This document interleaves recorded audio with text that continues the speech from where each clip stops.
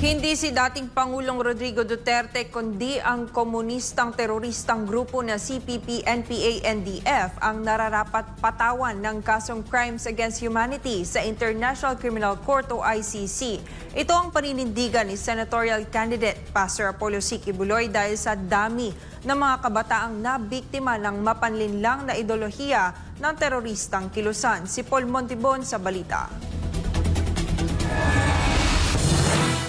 Mahigit 50 taon nang naghahasik ng kaguluhan sa Pilipinas ang komunistang teroristang grupo ng CPP-NPA-NDF at sa loob ng mahabang panahong ito, walang Pilipinong hindi nasaling ng kanilang mapanirang ideolohiya. Isang lasong nagpapanggap na prinsipyo pero nauuwi sa karahasan, pagdanak ng dugo at pagkasira ng kinabukasan ng libu-libong inosenteng mamamayan. Pinakamalalang biktima ng kanilang panlilinlang ay ang mga kabataan na imbes na mag-aral at tumulong sa pagpapaunlad ng bayan ay naakit, nauto at nahikayat na pumanig sa armadong pakikibaka. Sa halip na kinabukasan, kamatayan ang kanilang sinapit. Ayon kay Senatorial Candidate Pastor Apollo C. Quiboloy, ang CPP-NPA-NDF ay may mabigat na pananagutan, hindi lamang sa pagkamatay ng mga kabataan at pagkapariwara ng mga inosente, kundi sa matinding takot, kahirapan at kawalang katarungan na idinulot nila sa mga karaniwang mamayan. Kaya giit ni Pastor Apollo, hindi si dating Pangulong Rodrigo Duterte ang nararapat na litisin sa ICC, kundi ang mga tunay na may sala, ang CPP-NPA-NDF na higit na may pananagutan sa mga paglabag sa Crimes Against Humanity. Isang tahasang inhustisya ang kinaharap ng bansa at ito ang pangakong tututukan at itatama ni Pastor Quiboloy sakaling mahalal siya sa Senado.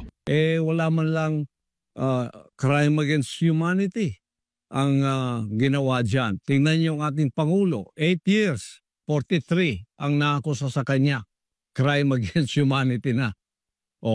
Iyan po ay injustice. Yung walang pagkawalang hustisya, asikasuhin po natin yan. Para kay Pastor Quiboloy, matagal na siyang nagtagumpay sa laban kontra CPP-NPA-NDF kahit wala pa siya sa larangan ng politika. Ginamit niya ang kanyang plataporma at advokasya sa pamagitan ng SMNI at ang paglalaan ng oras at programa para puksain ang CPP-NPA-NDF na nagbunga ng matinding pinsala sa kilusan. Sa akin pong itinayong SMNI nung ako ang chairman dyan, naglaan ako ng 3 oras bawat araw sa laban kasamang bayan upang ang ating pamayanan ay maliwanagan sa mga deception o panlilinlang ng komunistang ideolohiyang itong napakarami ng namatay sa loob ng 50 taon.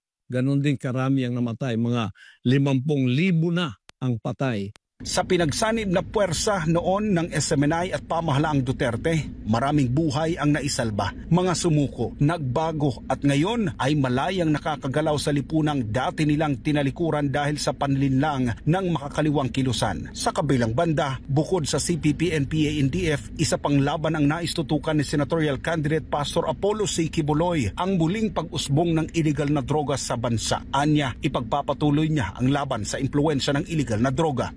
Magpapatuloy po yung ating laban sa droga. Magpapatuloy yung laban natin, laban sa mapanirang ideolohiya ng CPP-NPA-NDF.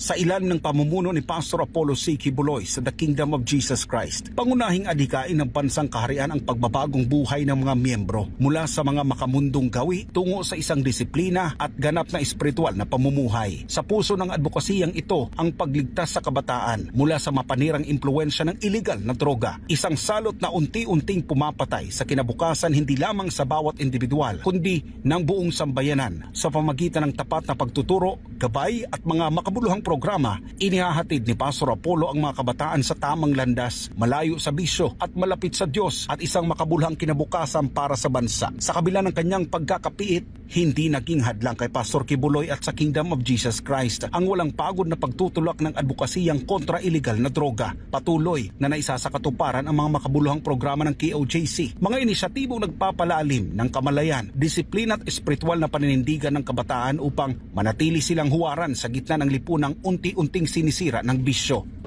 Sa mga napakinggan po namin is grabe po yung epekto niya sa atin mentally, physically, then po ang spiritually. Kasi kumbaga ang mga gumagamit is napapalayo talaga siya sa spiritual po na talaga na ano. Kaya mas help po talaga sa amin, sa mga kabataan po na i-share po namin sa labas po ng mga kabataan na nalulung po talaga sa droga.